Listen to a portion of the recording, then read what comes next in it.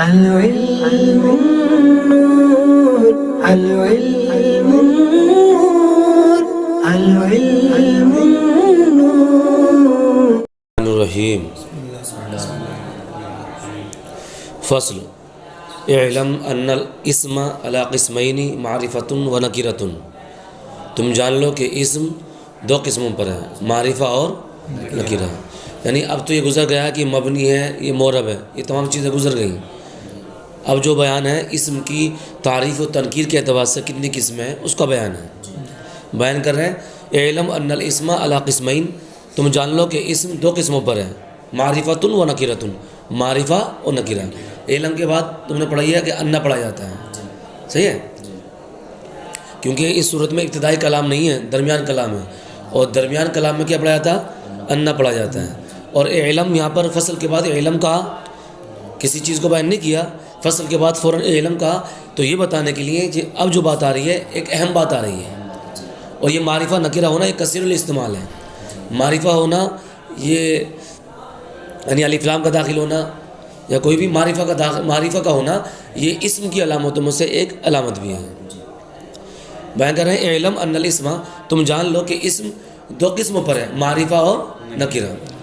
معرفہ کی تعریف کر رہے ہیں، المعرفۃ اسم وضع لشیء معین، معرفہ وہ اسم ہے جو کسی معین چیز کے لیے وضع کیا گیا ہو۔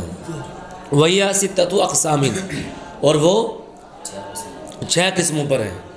حالانکہ معرفہ کی آپ نے نوامیر میں کتنی قسمیں پڑھی ہیں؟ 7 قسمیں پڑھی ہیں۔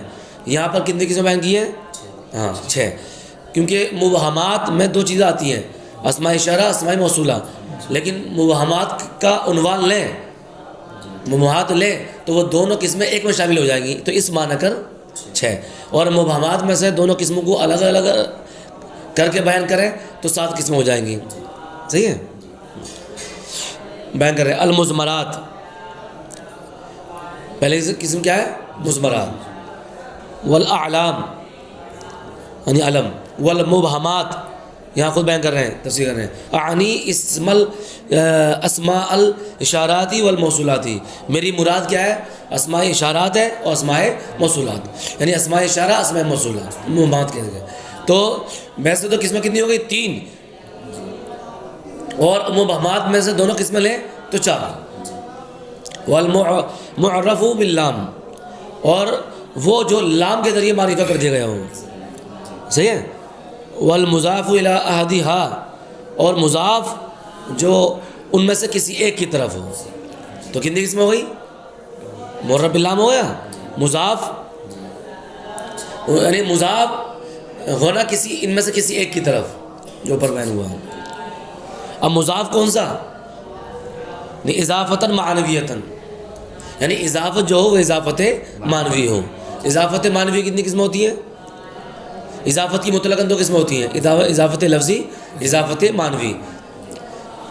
اضافت لفظی کا فائدہ کیا ہوتا ہے؟ تخفیف کا فائدہ دیتا ہے، اور اضافت معنوی جو ہوتی ہے وہ 2 فائدے دیتی ہے، ایک تعریف کا اور دوسرا تخصیص کا۔ اور اضافت معنوی کی تعریف کیا ہے؟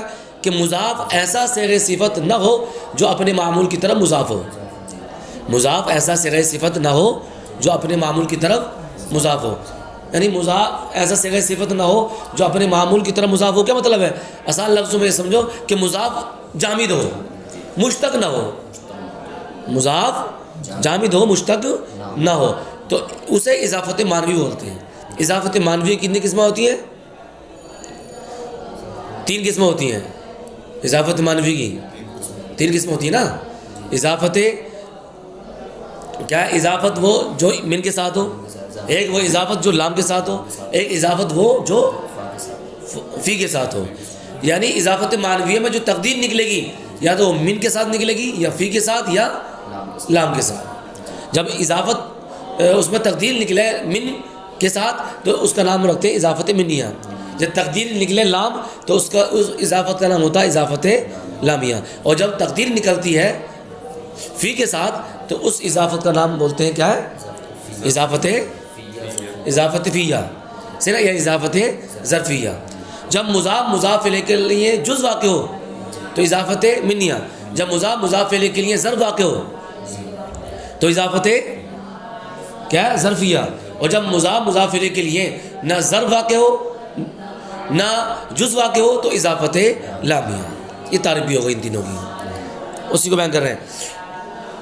والمضاف الی احدہا، ان میں سے کسی ایک کی طرف مضاف ہونا. کس میں سے؟ یعنی ضمیر کی طرف بھی مضاف ہو سکتا ہے، جیسے غلامہ. والاعلام، علم کی طرف مضاف ہو، علم کی طرف بھی مضاف ہو سکتا ہے، جیسے غلام زید.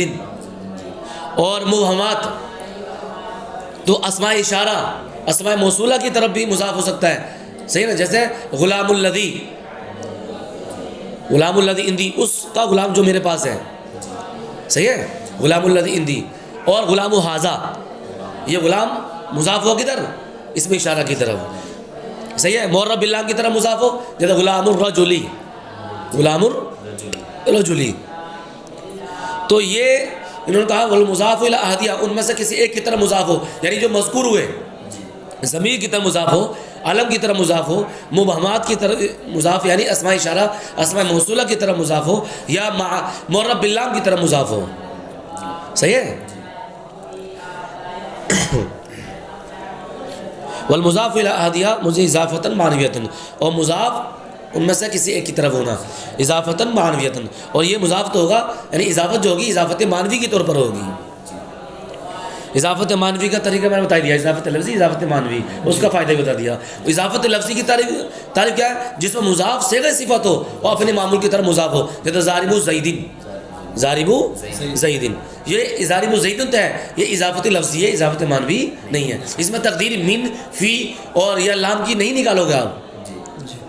اضافت معنوی میں تقدیر نکلتی ہے، لام کے ساتھ، من کے ساتھ، فی کے ساتھ. ادھر والمعرف بالندائی، یعنی جس کو ندا کے ذریعے معرفہ کر دیا گیا ہو، یا والمعرف بالندا ہی پڑھ سکتے ہیں، یعنی ندا کے ذریعے، حرف ندا کے ذریعے معرفہ کر دیا گیا ہو. جیسے یا رجلو، رجلو نکرہ تھا لیکن یا داخل کر دیا تو اب رجلو کیا ہو گیا؟ معرفہ ہو گیا. یا رجلو، یا رجلو. رجلو یہاں پر منادہ ہے، اور منادہ کی آپ نے کتنی قسمیں پڑھی ہیں؟ کتنی قسمیں پڑھی ہیں؟ منادہ کی 5 قسمیں ہیں. نومیر میں 4 پڑھی ہیں، نومیر میں 4 ہیں. کیا کیا؟ منادہ مضاف ہو، جیسے یا عبد القادر. منادہ مشابہ مضاف ہو، جیسے یا متکلمن باللغۃ العربیہ بھی کہہ سکتے ہیں، اے عربی میں بات کرنے والے. یا طالعا جبلا، یہ مشہور مثال ہے. یا منادہ نکرہ غیر معینہ ہو، نکرہ غیر معینہ ہو، جیسے یا طالعا وہ یا خذ یا رجلا خذ بیدی، یا رجلا خذ بیدی، ہے کوئی آدمی جو میرا ہاتھ پکڑے. یہ کہیں نابینا کہیں، یا دیوار کے پیچھے کوئی ہے، آپ پکار رہے ہو، معلوم نہیں ہے، تم پھنس گئے. کہا کہ اے لڑکے، یعنی کوئی لڑکا ہے، تو اب متعین نہیں ہے، معین نہیں ہے، کوئی ہے نہیں ہے. صرف نابینا کا کہنا ضروری نہیں ہے کہ یا رجل خذ بیدی، بلکہ دیوار کے پیچھے کوئی آدمی ہے، صحیح نا، معلوم نہیں ہے اس کا نام کچھ، اور آپ پکار رہے ہو، تب بھی وہ منادہ غیر معینہ میں داخل ہو جائے گا. کتنی قسم ہو گئی؟ 3. اور چوتھی قسم کیا؟ منادہ کیا ہے؟ مفرد معرفہ. مفرد معرفہ اس صورت میں مبنی برضم ہوگا، جیسے یا زیدو، یا زیدو. اور نکرہ معینہ، ایک تو ہوا نکرہ غیر معینہ، ایک ہوا نکرہ معینہ. تو نکرہ معینہ اور مفرد معرفہ جب منادہ ہو تو اس صورت میں دونوں مبنی برضم ہوں گے. جیسے یا رجلو، یہ نکرہ غیر وہ نکرہ معینہ کی مثال ہے، اور یا زیدو یہ مفرد معرفہ کی مثال ہے. بہرحال منادہ کی 5 قسمیں: منادہ مضاف ہو جیسے یا عبد القادر، منادہ مشابہ مضاف ہو جیسے یا طالعا جبلا، یا منادہ نکرہ غیر معینہ ہو جیسے یا رجلا خذ بیدی، یا منادہ مفرد معرفہ ہو جیسے یا زید، منادہ مفرد وہ منادہ نکرہ معینہ ہو جیسے یا رجلو. تو 3 صورتوں میں یہ کیا منصوب ہوگا، اور 2 صورتوں میں مبنی برضم ہوگا. منادہ کتنی قسم ہو گئی؟ 5. تو حرف ندا کے ذریعے معرفہ کر دینا، حرف ندا کے ذریعے بھی معرفہ کر دینا. والعلم، اب علم بیان کیا تھا، علم کی وضاحت کر رہے ہیں یہاں پر. والعلم ما وضع لشیء معین اور علم وہ ہے جو کسی معین چیز کے لیے وضع کیے گئے ہو. لا يتناول غیرہ بوضع واحد، وہ اپنے غیر کو شامل نہ ہو وضع واحد کے ساتھ، وضع واحد کے ساتھ اپنے غیر کو شامل نہ ہو. یعنی اپنے غیر کو شامل نہ ہو کا مطلب کیا ہے؟ جو زید کسی کا نام رکھ دیا، صحیح ہے، تو وہ غیر کو شامل نہیں ہوگا، وہ غیر کو ہاں ایک ہی نام کے کئی لوگ ہیں تو ہر ایک کی وضع الگ الگ ہوگی. وضع واحد کا مطلب کیا ہے؟ کہ وہ غیر کو شامل نہ ہو وضع واحد کے ساتھ، یعنی غیر کو شامل ہو جائے گا لیکن وضع الگ الگ ہوگی. غیر کو شامل تبھی نہیں ہوگا جب وضع واحد کے ساتھ ہو. صحیح نا، اعتبار ایک ہو، اعتبار ایک ہو، غیر کو شامل ہو جائے ایسے نہیں ہو سکتا. صحیح نا، وضع واحد کے ساتھ اپنے غیر کو شامل نہیں ہوگا. جیسے مثال کے طور پر زید کسی کا نام نہ دیا، اور زید ایک کلاس میں 10 ہے لیکن ہر ایک کا نام زید ہے مانتے ہیں، لیکن ہر ایک کی وضع الگ الگ ہوگی. یہ مطلب ہے کہ وہ اپنے غیر کو شامل نہیں ہوگا وضع واحد کے ساتھ. وَأَعْرَفُ الْمَعَارِفِ، اور معرفہ میں سب سے زیادہ معرفہ کیا ہے؟ المزمر، المزمر المتکلم، ضمیر متکلم. یعنی مزمر خالی تمام ضمیریں عارف المعرف نہیں ہے بلکہ صرف ضمیر متکلم درجہ ہے. المزمر المتکلم متکلم، عارف المعرف کیا ہے؟ یعنی معرفہ میں سب سے بڑھ کر معرفہ وہ کیا ہے؟ ضمیر متکلم. نحو جیسے انا و نحنو، انا واحد متکلم اور نحنو جمع متکلم، مذکر و مؤنث دونوں کے لیے، کیونکہ اس میں کوئی ابہام ہی نہیں ہے، کوئی پوشیدگی نہیں ہے. متکلم خود جب بولے گا وہ خود موجود ہوگا تو اس میں کوئی ابہام ہی نہیں ہوگا. ایسا معین ہے جو غیر کو شامل ہی نہیں ہو سکتا کسی صورت میں بھی. عالم تو ہو سکتا ہے تو اس میں احتمال ہے نا، وضع واحد کے اعتبار سے الگ کر دیا. زید بہت سے ہیں لیکن انا کہہ دیا، تو جب انا کہہ رہا تو وہ خود کہہ رہا نا، وہ خود موجود ہے وہاں پر. ثم المخاطب، پھر کیا ہے؟ مخاطب، کیونکہ جو سامنے موجود ہو اسے مخاطب بولتے ہیں، اور وہ بھی سامنے موجود ہوگا، اس میں بھی کوئی پوشیدگی نہیں ہوگی. جب بات کرنے والا کسی سے بات کرے گا تو سامنے موجود ہوگا. نائب انت، ثم الغائب، پھر کیا ہے؟ غائب. نائب جیسے ہوا. ثم العلم، پھر کیا ہے اس کے بعد؟ علم ہے. ثم المبہمات، ثم المبہمات، پھر کیا ہے؟ اسماء اشارہ اسماء موصولہ، اسماء اشارہ اسماء موصولہ، یعنی خود مبنی کیا بولتے ہیں؟ معرفہ ہے، یہ کسی ذریعے معرفہ نہیں ہے. ثم المعرف باللام، پھر الف لام کے ذریعے معرفہ. تو الف لام کے ذریعے معرفہ، کیونکہ ایک ہوتا خود معرفہ ہونا، ایک ہوتا معرفہ کر دینا. تو جس کا جو معرفہ خود ہوگا اس کا درجہ زیادہ ہوگا نا، وہ مقابل اس کے جس کو معرفہ کر دیا جائے. سمجھ رہا ہے؟ ثم المعرف بالنداء، پھر وہ جس کو حرف ندا کے ذریعے معرفہ کر دیا گیا ہو تو اسے بھی معرفہ کیا گیا. والمضاف، یہ پوری بات ہو گئی نا. تو درجے ہو گئے. معرفہ کی 7 قسمیں ہیں، 7 قسموں میں سب سے زیادہ معرفہ، سب سے زیادہ معرفہ ہونے کا حق کس کا ہے؟ کیا ضمیر کا. پھر ضمیروں میں کس کا؟ یہ بھی درجہ بتا دیا، ضمیر متکلم کا. اور کیوں درجہ وہ میں نے بتا دیا. صحیح ہے. والمضاف فی قوت المضاف الیہ، اور مضاف یہ مضاف الیہ کی قوت میں ہے. کیا مطلب ہے کہ مضاف مضاف الیہ کی قوت میں ہے؟ ہاں کیا مطلب ہے کہ مضاف مضاف الیہ کی قوت میں ہے؟ درجے میں، یعنی جس درجے کا کیا مضاف الیہ ہوگا اسی درجے کا مضاف ہوگا. اسی درجے کا کیا ہے؟ اسی درجے کا مضاف ہوگا. مثال کے طور پر غلام ہو، اس کا غلام، تو اب غلام کی اضافت ضمیر کی طرف، تو جو درجہ ضمیر کا ہو گیا وہی درجہ کس کا ہو گیا؟ غلام کا ہو گیا. یہ مطلب ہے کہ مضاف مضاف الیہ کی قوت میں ہے.